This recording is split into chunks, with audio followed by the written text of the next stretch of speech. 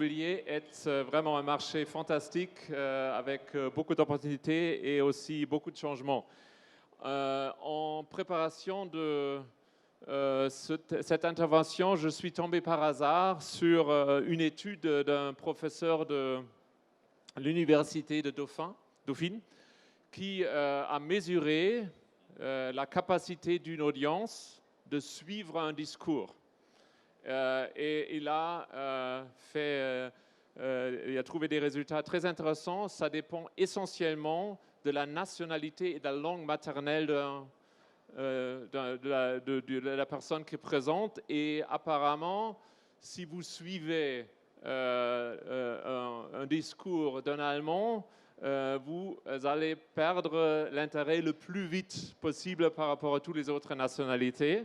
Et le professeur a même fait des tests pour vous dire combien de temps vous allez me suivre. Donc, selon ce monsieur, j'aurais perdu 10% de l'audience au bout d'une minute. Au bout de 5 minutes, j'aurais perdu 30% de vous et au bout de 10 minutes, 60%. Mais l'étude ne s'arrête pas là parce que le professeur a aussi demandé aux gens qui n'entendent plus, qui ne me suivent plus, ce qu'ils font. Et là, la grande majorité, 80% de ces gens-là, au lieu de m'écouter, ont des rêveries sexuelles. Donc, je vous souhaite de passer les 30 minutes qui suivent d'une façon agréable, d'une façon ou de l'autre. Alors,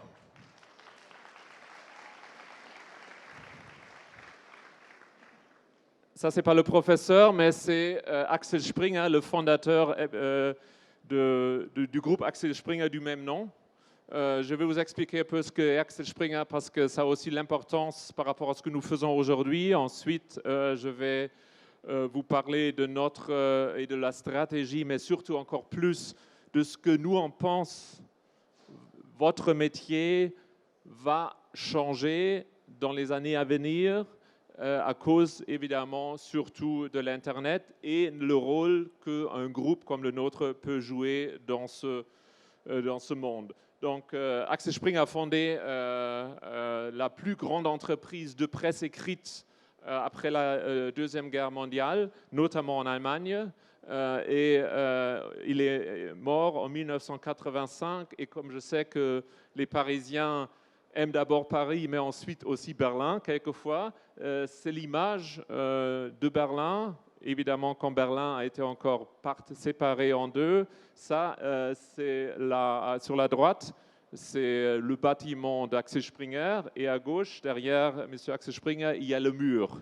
Donc, en quelques jours, nous fêtons le 30e anniversaire du chute de la mur. Donc, c'est vraiment un lieu historique où se trouve le quartier général d'Axel Springer. Axel Springer a créé, comme je vous l'ai dit, un grand groupe de presse allemande avec des quotidiens comme Bild et Welt et qui, comme beaucoup de groupes de presse au début, n'a pas vraiment compris les bouleversements que l'Internet va avoir dans notre métier, puisque, comme on sait aujourd'hui, la presse a été complètement bouleversée, puisqu'il y a de moins en moins des journaux sur papier qui sont vendus, il y a de moins en moins des annonceurs qui passent leurs annonces, et ça continuera. Et pour nous, ça c'était une leçon très dure à apprendre, que notre métier de base est complètement bouleversé par l'arrivée du digital et que la seule façon d'y répondre avec du succès, c'est de l'embrasser complètement et de ne pas se défendre. Il vaut mieux s'auto-cannibaliser que d'être cannibalisé par quelqu'un d'autre. Donc il faut vraiment, et c'est difficile à faire, parce que vous allez devoir changer beaucoup de choses que vous ont appris, beaucoup de certitudes sont parties quand ça arrive. Et ça a évidemment c'est arrivé énormément. Et nous étions, alors en 2007, il n'y a pas longtemps, il y a 12 ans, nous avons uniquement eu 8% de notre chiffre d'affaires dans le numérique. Aujourd'hui, nous avons, 11 ans plus tard, nous sommes à 71% du chiffre d'affaires et la rentabilité est même au-delà de 80% dans le digital. Et ça, nous avons fait ça en embrassant le digital, mais aussi en ne pas perdant de vue ce qui est notre métier de base. Et notre métier de base, d'abord, c'est ancré dans le journalisme. Et le journalisme, c'est la liberté de la presse, c'est la liberté de choix et la liberté d'expression. Et ça, c'est aussi vrai dans les actes commerciaux, les transactions, dans l'immobilier, dans l'emploi.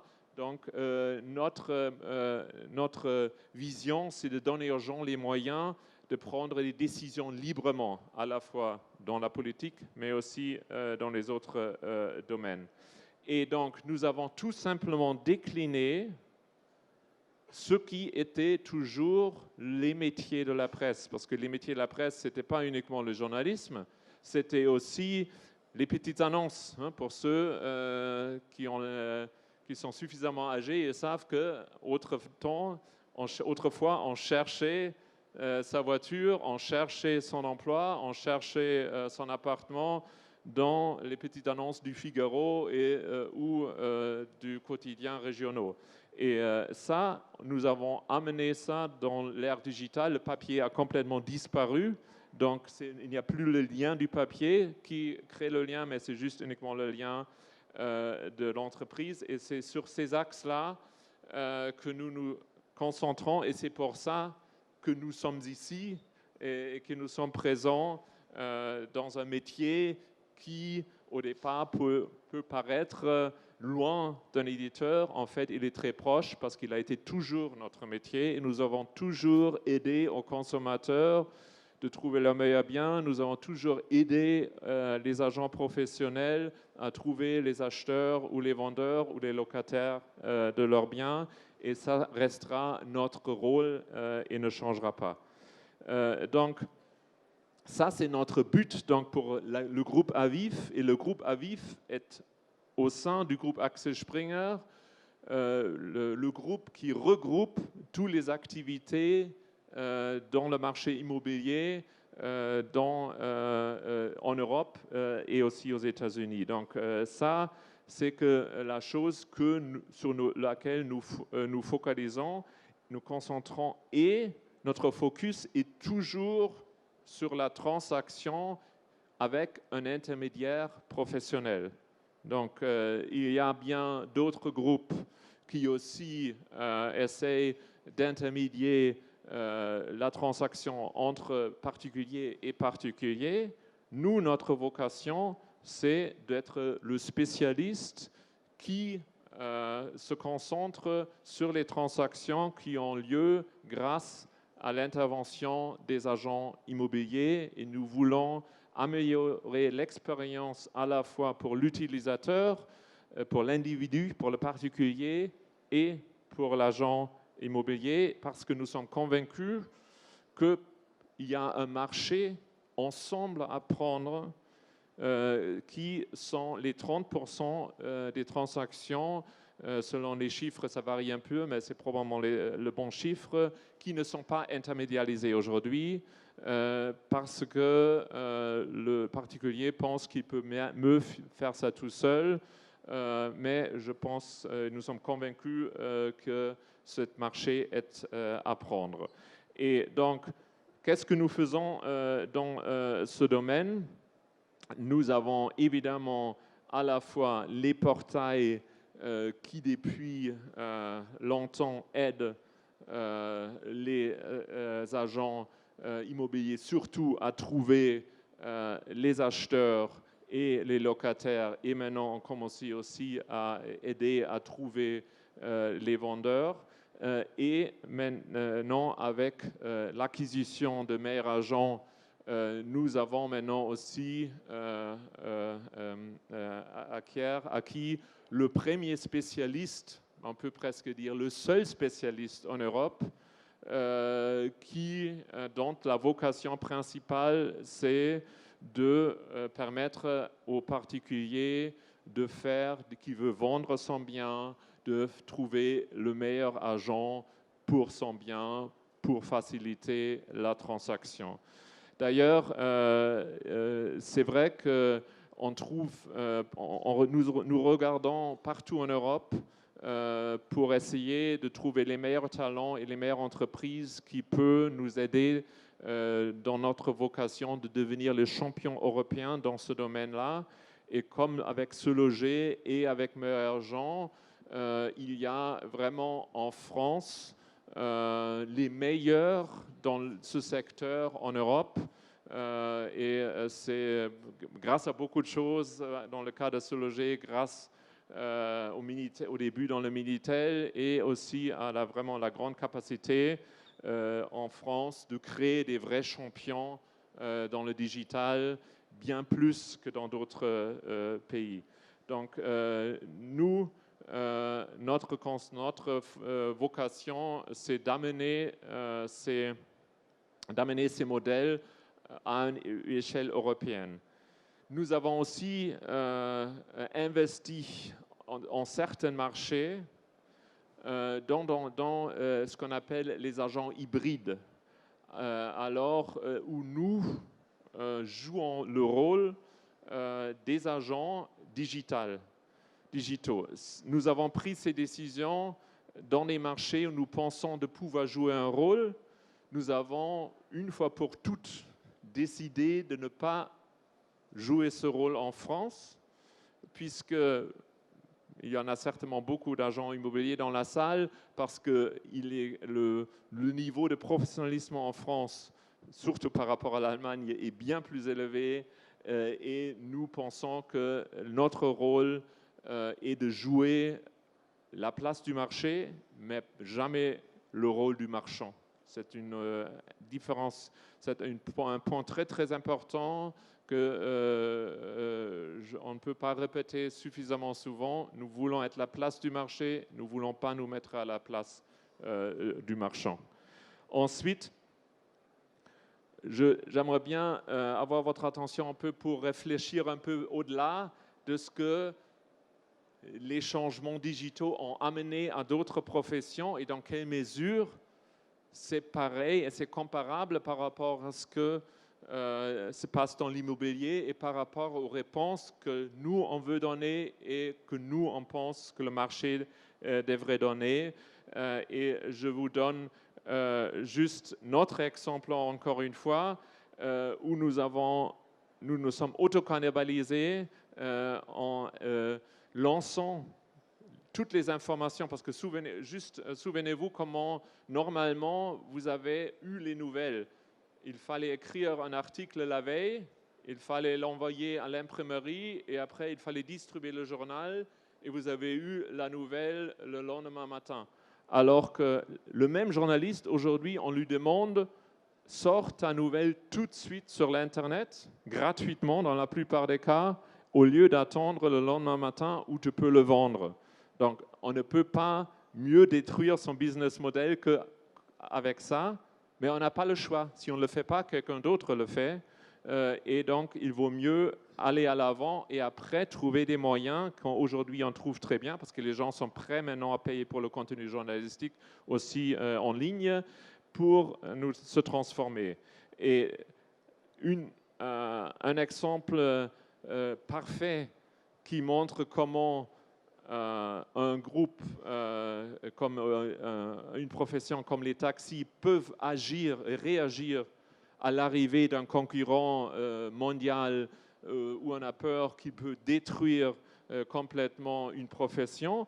Qu'est-ce que G7, par exemple, a fait? Ils ont copié et pris les avantages qu'a le modèle Uber, parce que commander par téléphone, voir immédiatement quand le taxi va arriver, savoir qui est le chauffeur, connaître le prix, payer directement, évidemment c'est une expérience utilisateur bien supérieure à l'expérience taxi d'autrefois, où il fallait hurler pour que le taxi s'arrête pas, et si le chemin ne lui convient pas, il ne vous amène pas. Ça a complètement changé, et l'expérience utilisateur, et c'est toujours comme ça qu'il faut penser d'abord, l'expérience utilisateur est bien supérieure.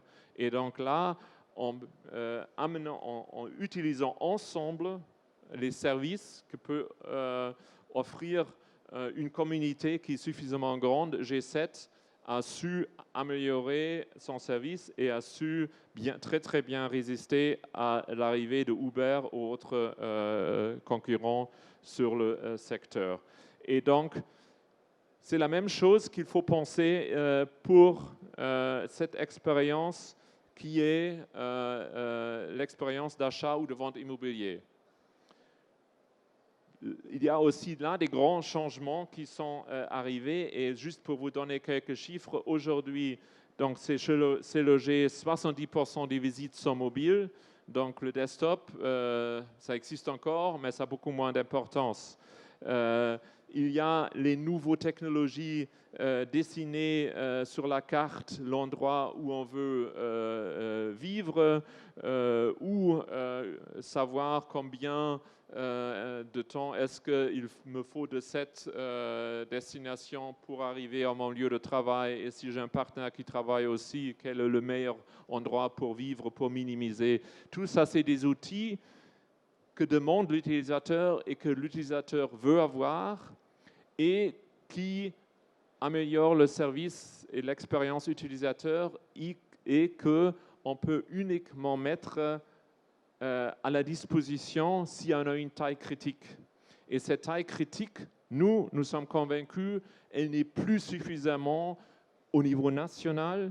Il faut créer des champions européens, puisque avec toute la force de développement des grands groupes américains qui ont des dizaines de milliers de développeurs, pour beaucoup de choses, évidemment, pour nous, en tant que spécialistes, de pouvoir amener aux utilisateurs une expérience de la même qualité, il faut une taille européenne.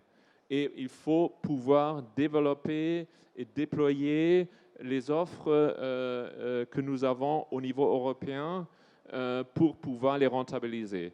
Et il est impossible pour chaque acteur national ou local de survivre ou d'offrir cette même qualité-là. Donc ça, c'est notre conviction, notre vocation, et c'est aussi pour ça que nous allons, par exemple, l'algorithme et l'évaluation de prix de Meilleur Agent qui a travaillé pendant 12 ans avec une vingtaine de personnes là-dessus, ensemble avec les forces qu'apporte Se Loger, nous allons internationaliser. Nous avons commencé à travailler en groupe avec notre activité en Allemagne pour prendre l'algorithme et pour le faire apprendre encore mieux l'évaluation en Allemagne et ainsi de suite dans d'autres pays. Ça, c'est clairement la bonne réponse pour, encore une fois, répondre à un niveau d'exigence de l'utilisateur qui a clairement changé. Et par exemple, ce qu'ont fait les modèles hybrides en Angleterre, surtout avec Purple Bricks, ils ont rendu beaucoup plus efficace la transaction immobilière puisque le particulier peut directement prendre un rendez-vous d'une façon digitale, il peut toute transaction, il peut la suivre d'une façon digitale et donc le nombre de transactions que peut faire un agent ça augmente, mais aussi la qualité et la rapidité de la transaction et tout intervenant dans ce secteur doit pouvoir répondre à ces changements et c'est ces outils-là sur notre place de marché qu'on veut mettre à la disposition. Donnons un autre exemple chez les médecins. Avant aussi, pour l'utilisateur, pour le patient, pour le particulier, il ne savait pas du tout quel est le meilleur docteur dans son domaine, comment est-ce que je veux prendre un rendez-vous, il fallait appeler, la ligne était occupée. On ne savait pas si le docteur est vraiment bon ou mauvais.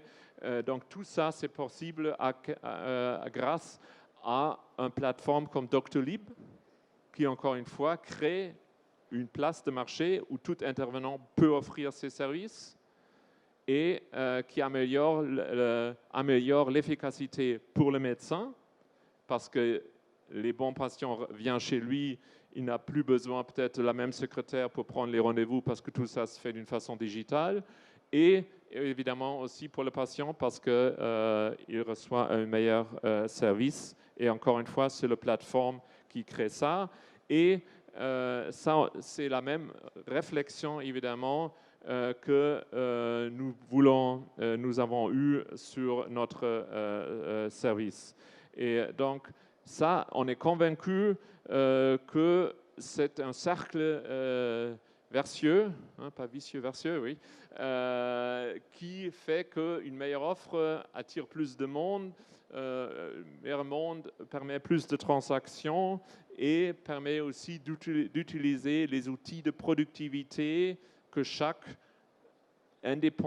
agent ne peut pas produire lui-même. C'est impossible pour un agent, peu importe la taille, de mettre à la disposition. Nous avons maintenant dans le groupe Avif à peu près 1000 développeurs, dont à la fin de l'année 2021, 30% vont travailler sur des projets internationaux qui vont être déployés partout.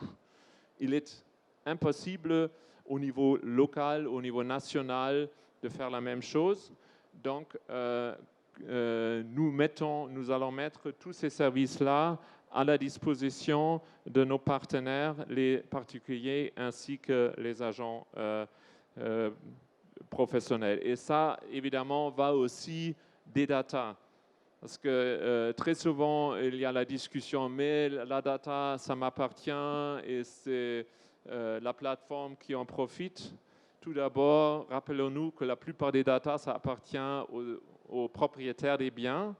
Et la data n'a de l'importance que si elle est agrégée en grande masse et s'il est traité d'une façon intelligente, ce qu'on appelle l'intelligence artificielle. Et là, ça prend de l'importance, là, ça prend de l'ampleur.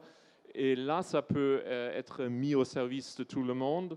Donc, et c'est, comme je vous ai dit, dans le cas de Meilleur Agent, ils ont travaillé pendant 12 ans là-dessus. Donc, c'est aussi une avance et c'est difficile à répliquer sans avoir cette expérience. Mais ce qui est toujours le cas, le docteur, ou dans le cas, c'est l'agent qui reste le maître de la transaction. Et nous, encore une fois, voulons juste vous servir une place de marché bien plus efficace. Et c'est pour ça qu'on pense aussi, nous sommes convaincus qu'on peut aussi ensemble tirer profit de la data. Donc, encore une fois, le cercle vertigineux, oui. Le cercle vertigineux permet d'amener plus de gens sur cette place de marché et aider les particuliers à trouver le meilleur agent, à trouver le bon bien et à faire la transaction là-dessus. Et aussi, ce qui est très important, de nous permettre de nous défendre face aux grands groupes américains. Puisque vous savez tous qu'ils se négocient très difficilement avec Google, Amazon ou Facebook. Nous l'avons déjà tenté plusieurs fois, c'est impossible. Et si vous prenez l'exemple d'Amazon, Amazon a aussi offert à ses partenaires, ou tous les marchands, une plateforme fantastique pour toutes les transactions. Mais qu'est-ce qu'Amazon a fait après? Il a étudié tous les datas et après ils se sont dit, tiens, ce bien se vend hyper bien, ce produit, moi je vais maintenant le produire moi-même à moindre coût et je vais pousser de côté le marchand indépendant. Donc ça c'est la logique de lutte pour un monopole qui mène Amazon, Google et Facebook entre eux, et ils ne s'intéressent pas du tout aux intérêts des autres parce que c'est par rapport à Google et Facebook et Amazon qu'ils sont en lutte, et pour eux, l'objectif, c'est de garder les utilisateurs 100% sur leur plateforme et de les monétiser à 100%. Donc, la seule réponse que nous avons à ça, c'est devenir spécialiste dans un domaine, comme il y a des spécialistes, par exemple Blablacar ou Airbnb, spécialisés dans un domaine qui peut avoir les réponses d'une qualité suffisamment grande pour pouvoir résister à ça. C'est pour ça que c'est très important de créer ces champions européens. Mais quand même, à la fin, et pour répondre à la question que j'ai posée au début, c'est le consommateur, évidemment, qui décide de tout, parce que c'est lui qui utilise les services, et lui, il ne fait pas la distinction. Oui, c'est Google, j'aime pas Google, mais je préfère un service inférieur. Et c'est la même chose dans chaque secteur. L'utilisateur va choisir le meilleur service qui lui est offert, et donc, essayons ensemble, et ça c'est notre vocation, essayons ensemble d'offrir aux particuliers et à vous, nos partenaires professionnels, le meilleur service possible pour créer un champion européen, pour créer un champion en France qui permet à l'industrie immobilière de bien vivre et de bien grandir ensemble. Merci beaucoup et j'espère que vous avez passé d'une façon ou de l'autre une bonne vingtaine de minutes. Merci.